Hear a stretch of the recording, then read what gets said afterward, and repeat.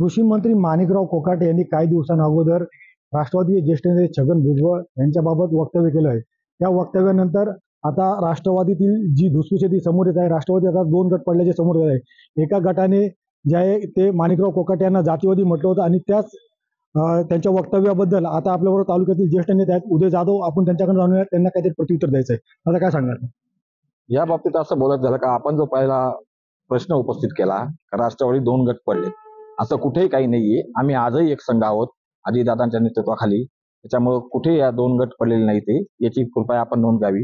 आणि जातीवादाच्या बाबतीत जर बोलत झालं, कोकाटे साहेबांवर जो जातीवादाचा आरोप केला गेला, तर कोकाटे साहेबांनी कुठं जातीवाद केला? आता झालेली निवडणूक, मागची झालेली निवडणूक आम्ही प्रत्यक्ष डोळ्यांनी पाहिलेली। कुठल्या समाजावर त्यांची टीका नाही, कुठल्या समाजाला त्यांनी दूर लोटलेलं नाही, किंवा सगळ्या समाजाचे जर म्हटलं तर कांदळकर सारखा धनगर समाजाच्या माणसाचं जिल्हा परिषद सदस्य पदाचं, बाळासाहेब वाघ असतील त्यांना सभापती पद, बंडू नाना भावट सारखे आमचे जुने सहकारी, आम्ही कायम कोकाटे साहेबांबरोबर होतो। इथं जातीवाद त्यांचा दिसत नाही।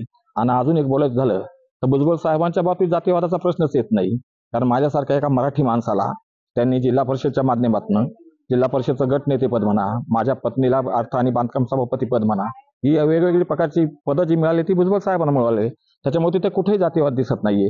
जातीवाद पसरवणारे हे कोत्या बुद्धीचे लोक असतात आणि ते त्यांचं काम स्वतःचा हे आपला हे चालवण्याकरता, राजकारण चालवण्याकरता ते जातीचा आधार घेतात। त्याच्यामुळे त्या जातीवादाच्या म्हणण्याला काहीच तथ्य नाहीये।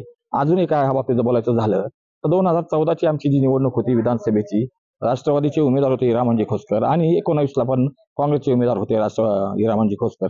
त्यावेळेला कोणी काय काय काय केलं, काय नाही केलं, हे सगळं खोसकर साहेबांना माहिती आहे ना। ते ठीक आहे, ते बोलू शकत नाही, हे त्यांचं आपण जे म्हणतो ना का त्यांना ते बोलायचं नाहीये। पण ह्या गोष्टी ज्या घडून गेलेल्या आहेत त्या त्यांच्या मनात आहेत ना। या प्रकारे जर असं जर या गोष्टी जर झाल्या तर मला नाही वाटत का बाबा याच्या पुढचं राजकारण एकदम निकोप दृष्टीने करणं सगळ्यात करता येईल असं आम्हाला वाटत नाही। आणि एक गोष्ट जर झाली तर भुजबळ फार्मवर तर ज्या गोष्टी इतर समाजाच्या म्हणा किंवा इतर कार्यकर्त्यांच्या बाबतीत ज्या आमच्या इगतपुरी तालुक्यातून कानपिचक्या दिल्या जातात, त्यामुळे थोडंफार आमचं सुद्धा भुजबळ फार्मवर जाणं कमी झालेलं आहे। आम्ही फक्त साहेबांचा वाढदिवस असो, समीर भाऊंचा वाढदिवस असो, तिथे जातो। आजही आमच्या निष्ठा पक्षाबरोबर आहेत, अजितदादा बरोबर आहेत आणि सगळ्या नेत्यांबरोबर आहेत।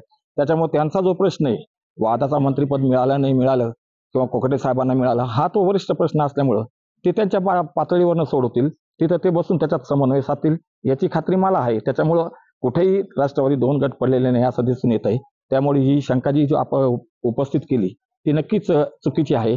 अजून एक बोलायचं जर झालं तर काही बाबतीत जर आपण माजी आमदार जयंत जाधव म्हणा किंवा इतरही काही जिल्ह्यातील नेते म्हणा याच्याशी जर संपर्क साधला तर नक्कीच तुम्हाला काही गोष्टी याच्यातनं उघड होतील। काही जमिनीचे व्यवहार असतील किंवा काही यातल्या इतर काही कुठल्या गोष्टी असतील तर याच्यामधनं नक्कीच त्या उघड होतील याची मला खात्री आहे। आणि मी आपले एकच सांगतो का आम्ही आज एक संघ आहोत।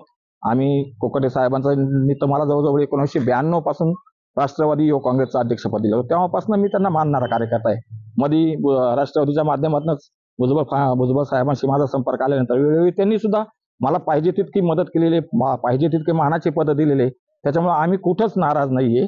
फक्त या दोघांमध्ये दुही पसरवायचा प्रयत्न काही जण करतात, ते चुकीचं आहे, हे लोकांपर्यंत गेलं पाहिजे, एवढंच मला सांगायचं होतं।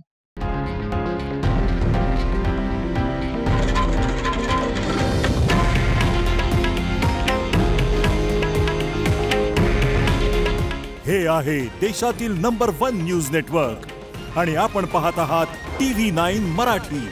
काळजी तुमची, हित महाराष्ट्राचं।